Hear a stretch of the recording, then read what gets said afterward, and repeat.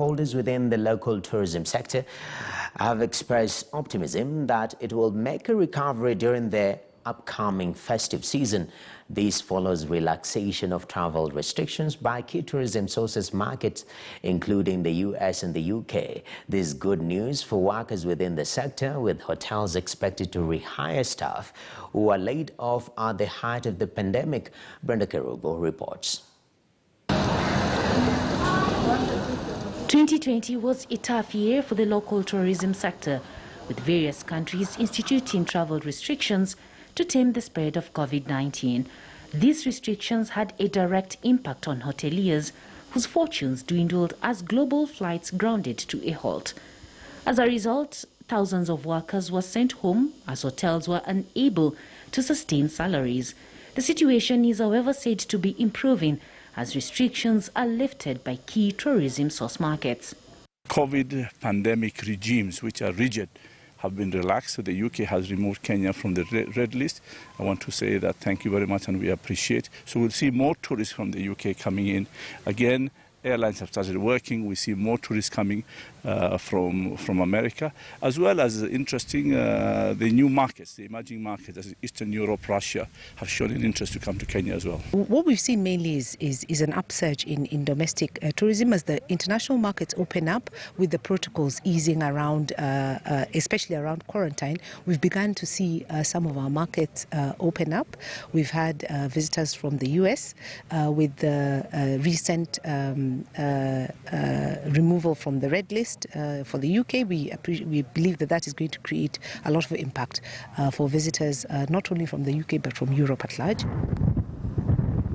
At the Amboseli National Park in Kajiado County, operators whose main offering is game drives, set against the backdrop of the scenic Mount Kilimanjaro, are already beginning to see an increase in bookings. One such establishment is the All-to-Kai Lodge, which employed 142 full-time workers pre-pandemic, but was forced to scale back its workforce by half to 70 full-time workers after its occupancy dipped to a low of 20%. The facility says that with improved booking projections, it hopes to scale up its workforce to 80% as the festive season approaches. Definitely improving from what we saw last year. As countries in Europe, UK, America start opening up, the United States, we're seeing the numbers improving.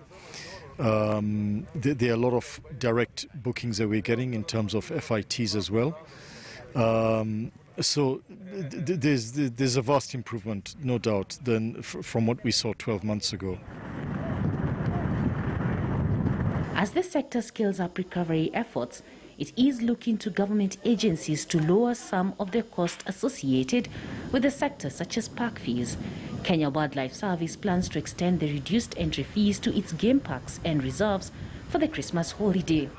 For the last 1.5 years, we actually did a 50% discount on the rates.